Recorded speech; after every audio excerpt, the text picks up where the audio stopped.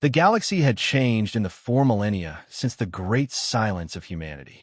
Civilizations rose and fell, stars were born and died, and the memory of Earth's children faded into myth. Among the dominant powers of the present era, none was more dismissive of these ancient legends than the Xylos Confederation, a pragmatic, expansionist consortium of species united by commerce and conquest. Fairy tales. Admiral Vorax of the Xylos Confederation snorted, his scaled face contorting with amusement as he reviewed the cultural assessment of their next acquisition. These Kthar actually worship ruins they cannot comprehend. His first officer, a towering insectoid named Zex, chittered in agreement. Primitive superstition. Their technological development stalled centuries ago, while they devoted resources to preserving ancient structures. Their loss is our gain. The Kthar were a peaceful species, their civilization built around artistic expression and philosophical inquiry rather than military might or economic domination.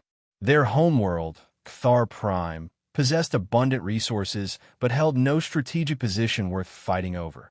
Until recently, when new scarcity in the sector had made even peripheral worlds valuable to the ever-expanding Xylos Confederation.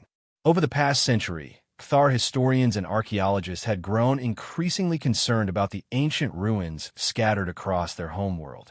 Massive structures of unknown origin, built from materials that defied conventional analysis, stood as silent sentinels across their landscape. The ruins emitted barely detectable energy signatures that had remained constant for as long as they had been measured. The Kthar had built their civilization around these monuments, incorporating them into their art, philosophy, and even their understanding of the cosmos. Among the Kthar, whispers persisted about the origins of these structures, that they were relics of humanity, a species that had once dominated the galaxy before their sudden and mysterious disappearance. Such tales were dismissed by most civilized worlds as exaggerations at best, fabrications at worst. Even among the Kthar, many considered the human connection speculative. After all, if humans had been so powerful, how could they simply vanish? And if they still existed somewhere in the vast emptiness between galaxies, why had they remained silent for so long? These questions troubled Lyra, an elderly Kthar scholar who had devoted her life to studying the ruins and the fragmented legends surrounding them.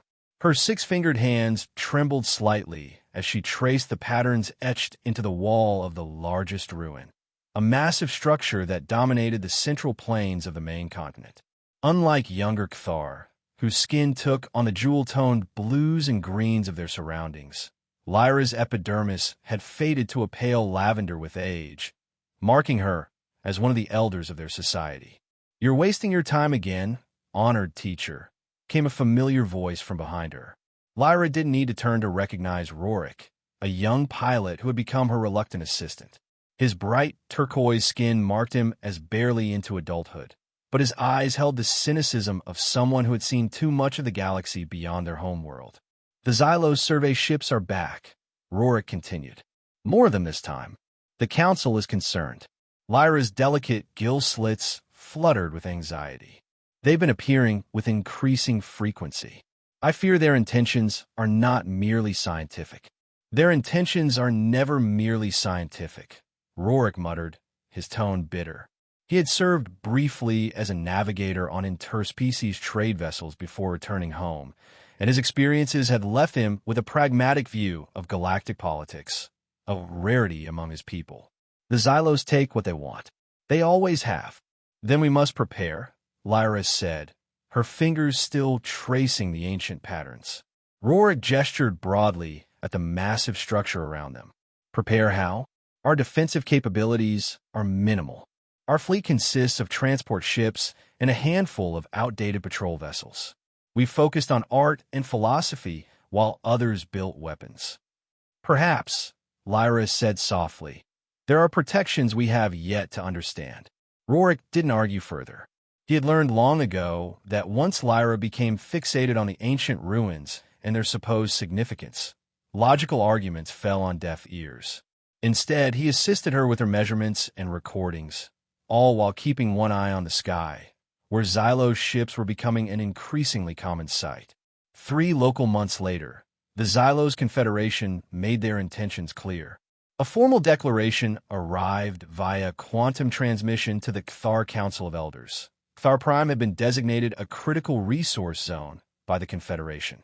The Cthar were offered 2 options: voluntary evacuation to a designated colony world within the Xylos sphere of influence, or integration under Confederation rule with strict resource quotas and cultural regulations.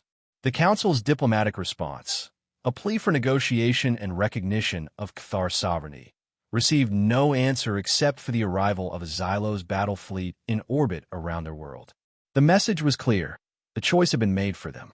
On the 15th day of the blockade, with Xylos dropships preparing for the first wave of administrative landings, the Cthar Council of Elders gathered in desperate session.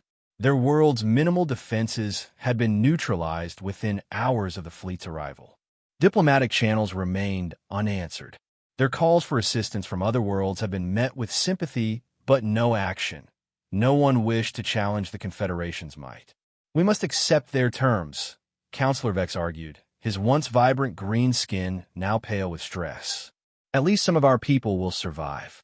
"Survival under their rule is no survival at all," countered Councillor Nyla. "The Xylos strip worlds bare and leave when resources are depleted. Their promises of integration are hollow." As the debate continued in circles, Lyra sat silently, her aged eyes fixed on nothing in particular. Beside her, Rorik watched with growing frustration as his people's leaders foundered in indecision. "Honored teacher," he whispered, "if you have wisdom to share, now would be the time." Lyra blinked slowly, emerging from her thoughts. "There is a possibility." Her voice was barely audible. "An ancient protocol mentioned in fragments of text I've studied throughout my life. A way to call for help when tyranny becomes overwhelming." The council chamber fell silent as all eyes turned to the elderly scholar. "What kind of help?" Councillor Vex asked cautiously. "The legends speak of sentinels, watchers who would answer a call against crushing oppression. The ruins, I believe they are more than monuments. They may be conduits." "Conduits to what?" Nyla pressed. "To those who left them," Lyra replied simply.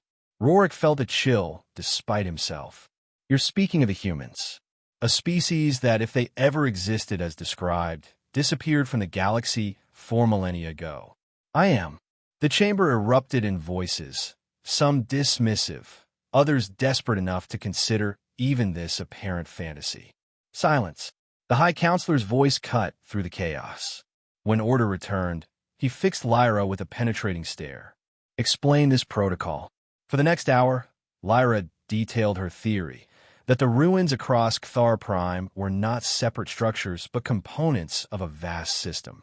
That the barely perceptible energy they emitted was a form of standby mode.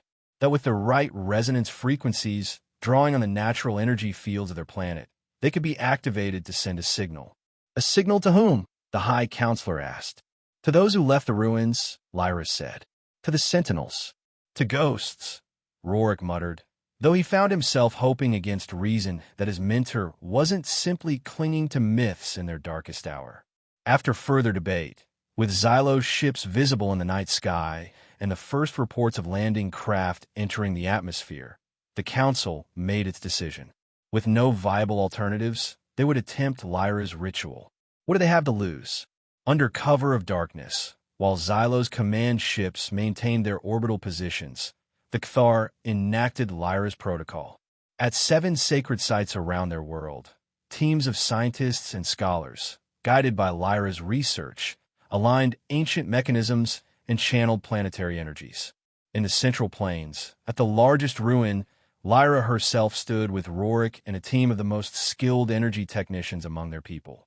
The structure, a massive geometric form that extended deep underground, hummed with potential as they worked. "The Xylos are tracking unusual energy fluctuations," Rorik reported, monitoring communications. "They're curious but not concerned. Their commander describes our actions as ritualistic nonsense." Lyra didn't respond, Her concentration focused on the ancient control interface she had uncovered decades ago, but never dared to fully activate. Its symbols matched known language, but she had deciphered enough to understand its basic functions. All teams report ready, one of the technicians announced. Lyra nodded, her aged hands hovering over the control surface. Then let us call out to the darkness and pray that something answers. She pressed her palms against the interface. For a moment, nothing happened. Then, the geometric patterns etched into the structure's walls began to glow with a soft blue light that quickly intensified. The hum that had always been present in the ruins rose in pitch until it became nearly inaudible. Energy cascaded through the network of structures across the planet, following patterns laid down millennia ago. At each site, Cthar technicians reported the same phenomenon: activation, channeling, and then a pulse that seemed to ripple out not just into space but somehow beyond it. And then, nothing. The glow faded. The hum returned to its barely perceptible baseline. The energy readings dropped back to normal. "Is that it?" Rorik asked, unable to hide his disappointment. "Did it work?" Lyra stood motionless, her hands still pressed against the now dormant interface. "I don't know," she admitted, her voice small and tired. "The call has been made. Now we wait." They didn't have long to wait for the Xylo's response. Within hours, orbital bombardment began, not of population centers, but of symbolic targets. Ancient monuments, cultural repositories, and governmental buildings erupted in flames visible from space. It was a calculated show of force, designed to break the Cthar spirit without destroying the resources the Confederation sought. "They're toying with us," Rorik said bitterly as he helped evacuate cultural archives from the capital city. "Like predators playing with their food before the kill." Across Cthar Prime, resistance was sporadic and ineffective. The first Xylo's ground forces established beachheads with minimal casualties, their advanced weaponry making short work of the few defensive emplacements the Cthar had managed to construct. In the Central Science Academy, converted to an emergency command center, the Cthar Council received reports of Xylo's advances from all continents. The situation was deteriorating rapidly. "Your ritual failed, Scholar," Counselor Vex said to Lyra, no accusation in his voice, only resignation. Perhaps there was never anyone to hear it. Lyra had no answer. She sat by a window, watching distant explosions illuminate the night sky, and wondered if she had misinterpreted the ancient texts. Perhaps the humans had never been as powerful as the legends claimed. Perhaps they had truly gone extinct, leaving behind only ruins and false hope. On the Xylo's command ship Inevitable Dominion, Admiral Vorax reviewed the progress of the invasion with satisfaction. "The natives' resistance is collapsing faster than projected," he noted. "We should have full control of major population centers within 3 planetary rotations." "Admiral," his sensor officer interrupted, "we're detecting anomalous readings at the edge of the system." "Specify." "Gravitational distortions, sir. Subtle but growing. They don't match any known natural phenomenon." Vorax dismissed the concern with a wave of his scaled hand. "Sensor ghosts." The Cthar were reported to have attempted some kind of planetary energy manipulation. "Residual effects, nothing more." "Yes, Admiral," the officer replied, though his compound eyes remained fixed on his displays. Minutes later, communications across the Xylo's fleet began experiencing intermittent failures. Automated systems reported random malfunctions. Targeting arrays reset without command input. "Status report," Vorax demanded, irritation evident in his flanged voice. "Unknown disruption affecting all systems," Admiral, his first officer, reported. "Patterns suggest deliberate interference rather than environmental factors." "The Cthar have no such technology," Vorax snapped. "Scan for cloaked vessels. This may be third-party intervention." Before the scan could be completed, the sensor officer's voice rose in pitch. "Admiral, multiple mass signatures appearing simultaneously at coordinates 547.328. Impossible," Vorax hissed. "No fleet can emerge from FDL with that level of synchronization." Yet the sensor displays told a different story. At the edge of the system, space itself seemed to ripple like the surface of a disturbed pond. Within these ripples, massive, undefined shapes began to materialize, not through conventional FTL emergence, but as if they had always been present and were only now allowing themselves to be perceived. The shapes were dark, absorbing rather than reflecting light. Their geometry seemed to shift constantly, defying visual tracking. They emitted no energy signatures, no propulsion traces, no communication signals. They were simply there. Identification. Vorax barked. The tactical AI processed the sensor data, cross-referencing against all known species and vessel configurations in its database. After several seconds, it returned a result that caused the command deck to fall silent. Species, human. Status, extinct. Threat assessment, incalculable. Impossible, Vorax whispered, all pretense of control evaporating. The humans are gone. They disappeared 4,000 years ago. As if in answer to his denial, the dark ships began to move, not with the conventional thrust of modern vessels, but with a smooth, inexorable glide that suggested complete mastery over the very fabric of space. They accelerated without apparent effort, maintaining their impossible geometric configurations. Raise. Shields. Arm all weapons. Prepare for. The Admiral's orders died in his throat as the first effects reached his fleet. It began subtly. A destroyer's engines reversed polarity without warning, driving it into a collision course with a support vessel. Both captains reported total loss of control over their ship systems. A cruiser's targeting array locked into an endless calibration loop, rendering its weapons useless. Communication between vessels became garbled, then ceased entirely. Across the Xylos fleet, systems failed not with catastrophic breakdowns, but with surgical precision. Each failure seemed calculated not just to disable, but to demonstrate complete comprehension of and control over the technology. They're not attacking, the weapons officer realized aloud. They're disassembling us. On the planet below, Kthar observers watched in stunned silence as the night sky transformed. The Xylos vessels, previously dominating orbital positions with arrogant confidence, now drifted in apparent disarray. Some tumbled without control. Others remained stationary, their lights flickering erratically. And surrounding them, visible even from the ground, were the new arrivals. Massive, dark shapes that seemed to bend the very starlight around them. They maintained perfect formation, silent sentinels encircling the disabled Xylos fleet. "What are they?" Rorik whispered, standing beside Lyra at the observatory of the Central Science Academy. Lyra's aged eyes filled with tears. "They came," she said simply. The sentinels answered. The human ships, for there was no longer any doubt about their identity, continued their methodical neutralization of the Xylos fleet. Their methods revealed technology so advanced it bordered on incomprehensible to both the Kthar and the Xylos. Local gravity wells appeared precisely where they would disrupt Xylos formation without affecting civilian structures.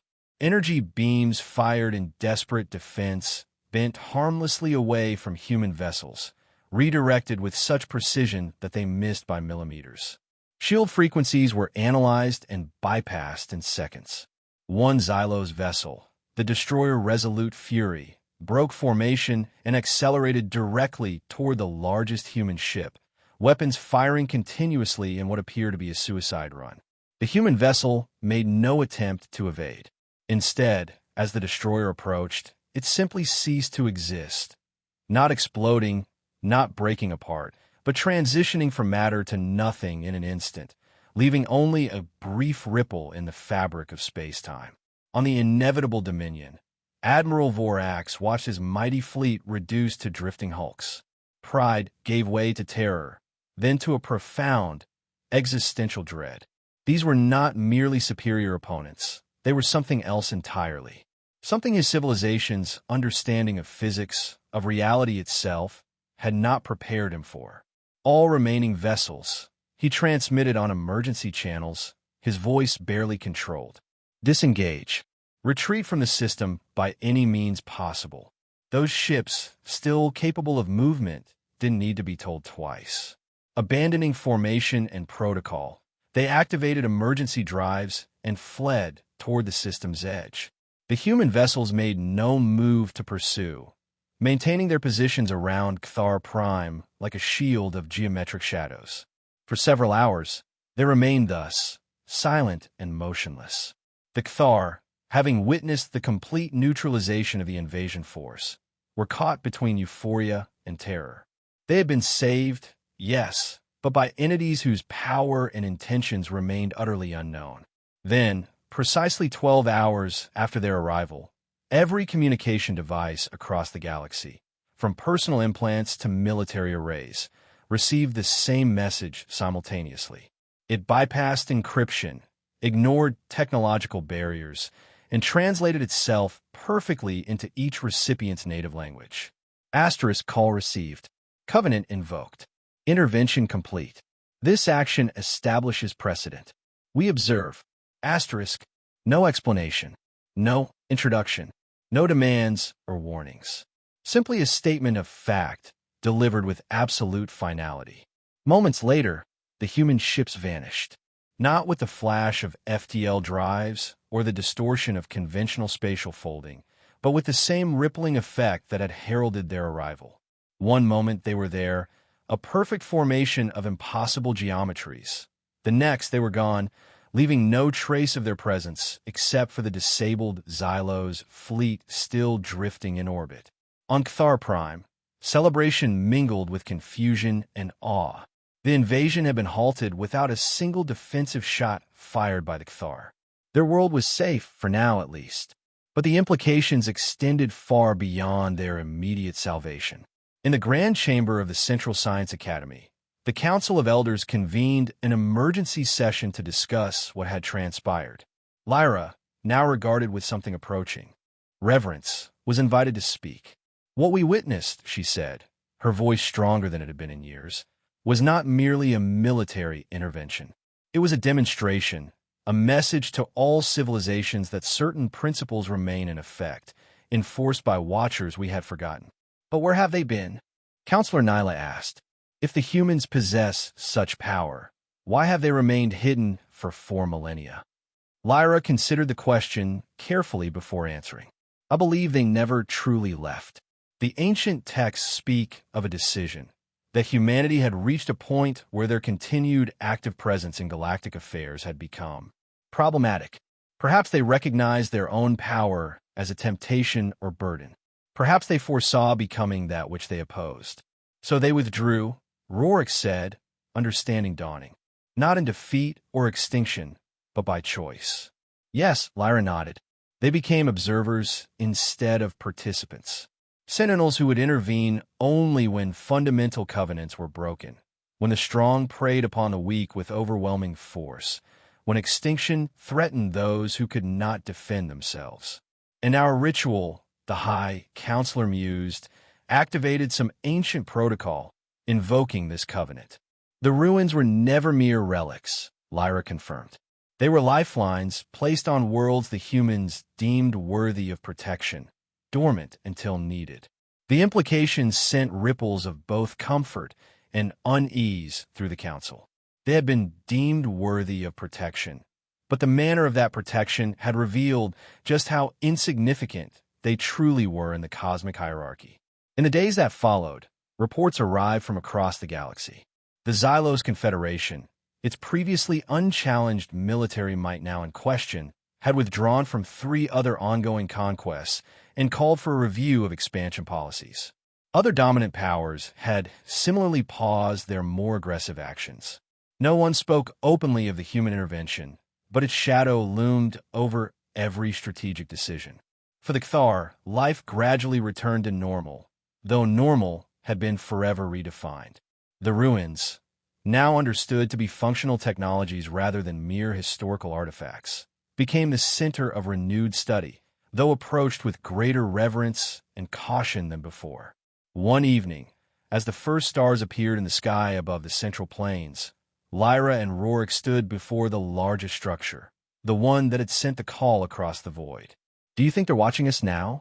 Rorik asked, his young eyes scanning the darkening heavens. I believe they never stopped watching, Lyra replied. That was the message they wished to convey. Not that they would come if called, but that they have always been present, always observing. A comforting thought, Rorik mused, or a terrifying one, depending on one's perspective. Lyra smiled faintly. Perhaps both. The galaxy now knows that true power doesn't need to announce itself constantly. That silence can contain tremendous potential. That some forces choose restraint not from weakness, but from wisdom. They stood in contemplative silence as more stars appeared above them. The ancient structure beside them hummed with its barely perceptible energy. Not a relic, but a channel, ready to carry another call should it ever become necessary. Somewhere among those stars, or perhaps in spaces between them that other species could not perceive, humanity continued its silent vigil. Not gone, but transformed. Not absent, but abstaining. Not dead, but deliberately dormant, until called to wake. The greatest power in the galaxy had not been defeated or destroyed. It had simply chosen to be quiet, until the day someone called them back.